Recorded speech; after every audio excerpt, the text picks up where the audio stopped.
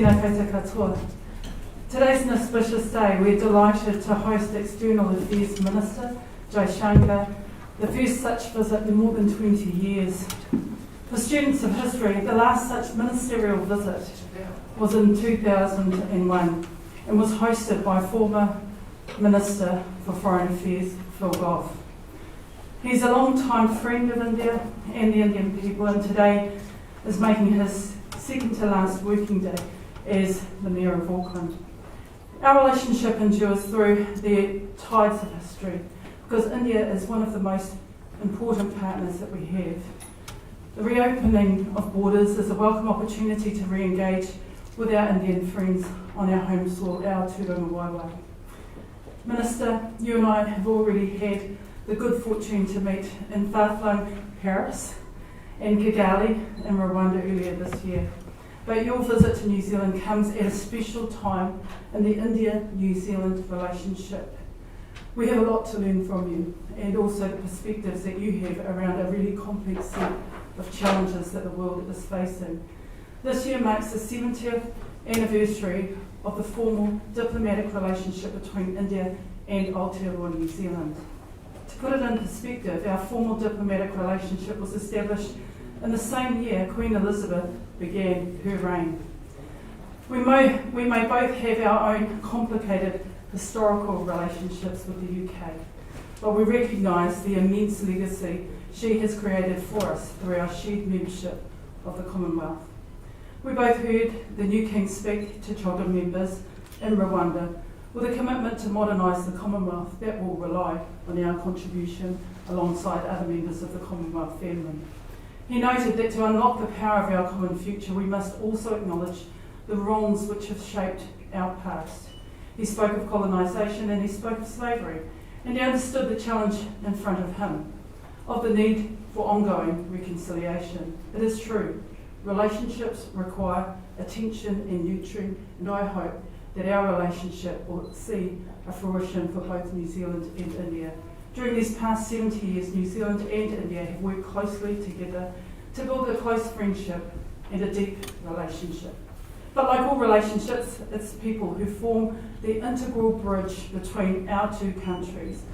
We want to take this even further, and I know that you're committed to that. Today we've discussed a range of opportunities for expanding our relationship, like defence, security, cooperation, people-to-people links, sporting and cultural links, and new areas such as climate change and sustainable agriculture. So in closing, I want to draw on the wisdom of the former Prime Minister of New Zealand, David Lange, possibly the man responsible for the most significant improvements in the India-New Zealand relationship. His instructions to the newly appointed High Commissioner Edmund Hillary in 1985 were simple: do whatever you think is best. So that's the motto we can all live by, and I'm certainly going to do that in our relationship. Tēnā koe. Thank you. Thank you, Minister. Let me begin by saying what a great pleasure it is for me to be in New Zealand. I echo your sense of this being part of a continuing conversation between us, which actually began with some telephone calls, I think, during the COVID, the more intense COVID period, and then, as you recall, we met in Paris and then in Kigali.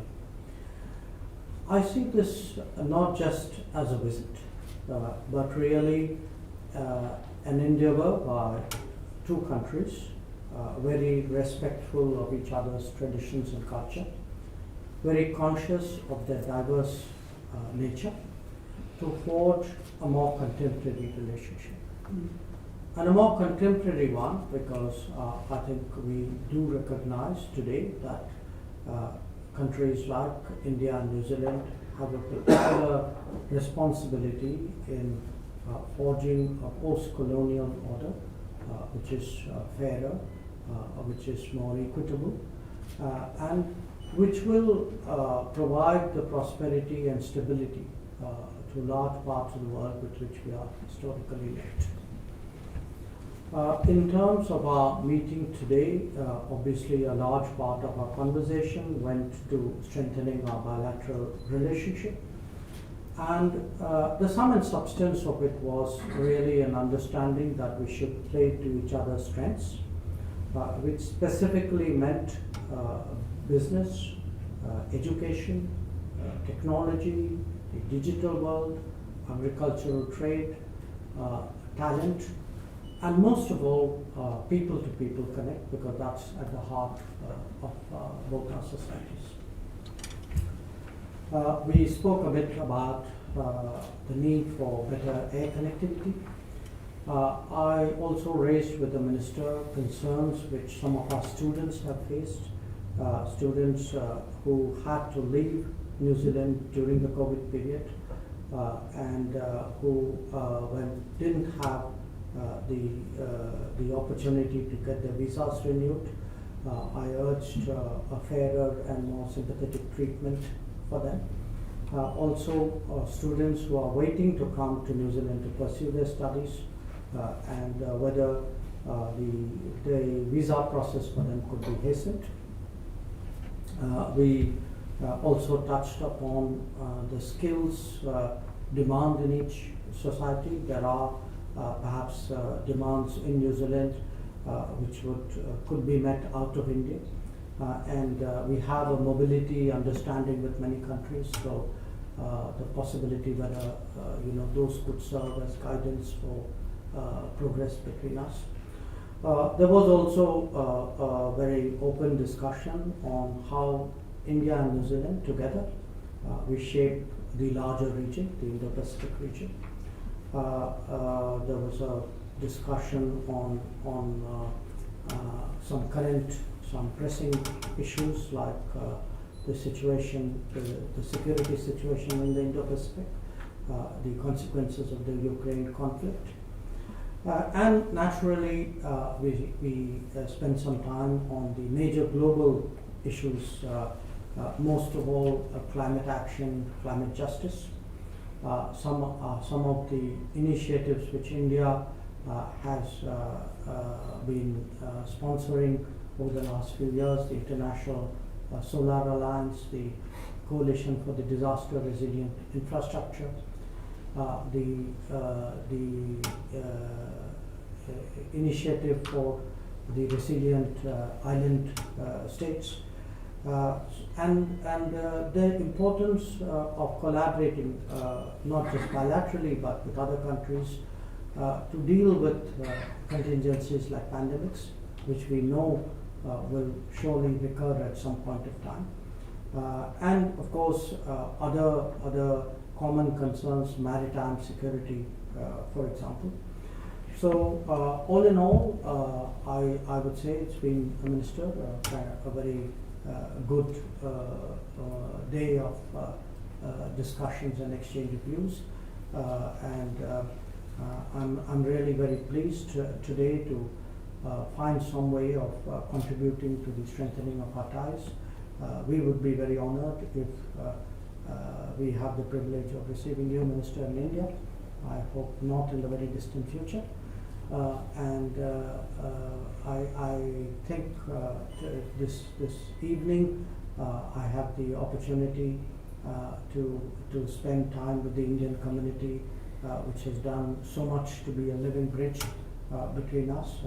I hope I will have the opportunity of meeting the Prime Minister on that occasion as well, and spending a little time in New Zealand, including in inaugurating our new embassy premises in Wellington.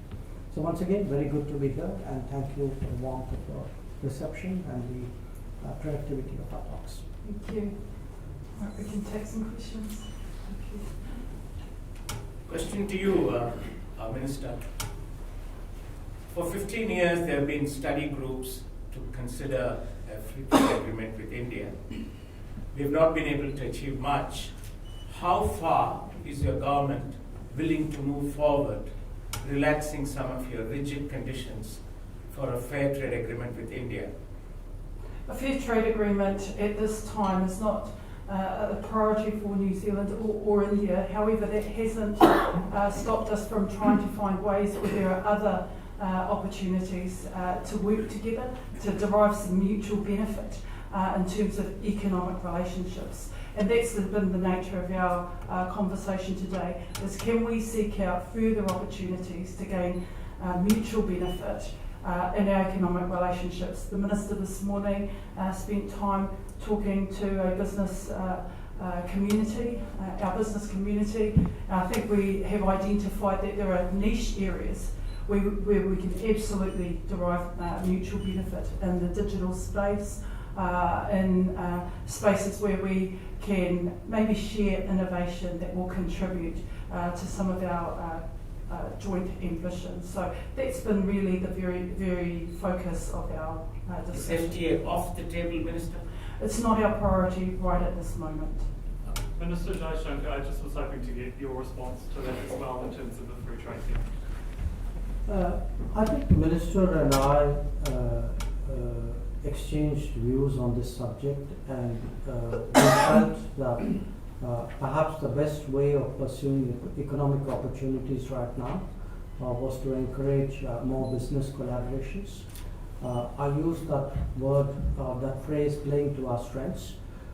We certainly believe that there's a lot that New Zealand businesses have to offer to India. I'm sure that feeling is reciprocated on the New Zealand side. So at the moment, the focus, the priority would be on enhancing business collaboration. Mr. Shankar, if you can please elaborate on what confidence were you given when you spoke about people who have lost livelihoods during COVID times who had returned and who could not come back right now. And Minister Mahuta, can you also please elaborate in your press release you've mentioned about changing of immigration settings? Can you please elaborate on those? Well, the immigration settings have changed partly as a result of COVID. So, for example, even a number of domestic students during that COVID period had to access their learning online. And we found that we had to adjust in so many ways across society in the way that we were working. In terms of our immigration settings, although this is a matter for our immigration minister, he's signalled that in the immigration reset, we need to consider where we are now and how we look at immigration settings to support some of the challenges that we have.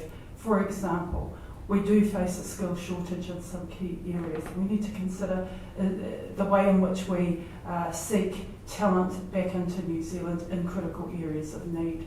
And then there are opportunities that we've considered in areas where specific industries are calling out for workforce due to the challenges of getting produce to market. Again, that's a part of a live conversation that we're having. I registered the views that the Minister raised and undertake to take that back to our Minister of Immigration. What you have mentioned in your press release was guaranteed pathway to residency. That was also discussed with Minister Shankar. Do you want to touch on that? In a more strategic sense, our immigration reset enables the full consideration of how we orient our view to bringing people to New Zealand or securing talent to New Zealand, and being able to then ensure that there is a pathway to citizenship. And again, this is a matter that our Minister of Immigration is working on. Two more questions. Let me only add that I flagged for the Minister's consideration the predicament of students who had to go back during the COVID period. And I obviously urged that their situation be treated sympathetically and with fairness. And also the students who are waiting to come to this country. And, all of us in different governments across the world are struggling to restore, pre-COVID processes. So I'm very confident that, the government of New Zealand would take the situation of the students into account and respond to that. So you're content that something fruitful will come out of this? You're content that something fruitful will Let come out of me this? respond to that. I've given the Minister an undertaking that the concerns that he has raised, we have registered, and will certainly take that back to our Minister of Immigration. But he's made the point very clearly. My question is to visiting minister. One of you needs to. Yeah, so why did it take the Indian Foreign Minister to visit New Zealand over 20 years? And also, is your ministry aware of some very strong anti-India fringe groups working in New Zealand, abusing the democratic freedom of this country and constantly working against the Indian nation. Is your ministry aware of doing anything about it? I can only say in fairness, I've been minister for a little more than 3 years. 2.5 of those 3 years, unfortunately, were impacted by the COVID. It's been my intention since becoming foreign minister to make a visit, and perhaps even in my first conversation with my counterpart, I told her that as soon as the situation normalizes, I would like to be here. So I would really suggest that the focus should be on the fact that I'm here and not on the fact that some others were not here. On the issue of what you call fringe, you mentioned fringe elements and their opinions. Look, in democratic societies, and I'm not making this point specifically in regard to New Zealand, democratic societies need to be cognizant of the possibilities that the very freedoms that define them can be misused. So they need to be sensitive to that. They need to be aware, particularly when it impacts other relationships. So I make that as a general point. So I think it would be best to leave it there. My view on the question is that New Zealand is a diverse society and there's a low tolerance for fringe elements who seek to disenfranchise communities based on their ethnicity or religion. No tolerance. And we, as a fair society, we have to keep promoting the values that we see ourselves as representing, which is an inclusive society that is here for the benefit of all New Zealanders. Minister Mahuta, do you value the relationship with India enough? Australia seems to be a bit further ahead. We're not in competition with Australia. In fact, we just want to ensure that the quality of the relationship that we have with India at this point in time fairly reflects opportunities that exist now and is mutually beneficial. And we have a great regard for the contribution that India makes to our broader region and the way in which it reflects its ambition to some common principles of peace, stability, prosperity. And you will see as a result of that common approach for our broader region, New Zealand wanting to ensure that we take every moment we have going forward to improve this relationship. It's important to us. Mr. Jaishankar, it seems like you agree with the journalist there saying that Australia is a bit ahead. No, I was just going to tell him you are Richard Hadley, so what more do you want? Right, thanks guys, thanks for coming out. We've got one more question, one last one, okay? Sir, and congratulations and thank you for Operation Ganga, sir. And there's one statement you mentioned that being in a Modi government itself is giving a strength as a foreign minister. So what is that strength?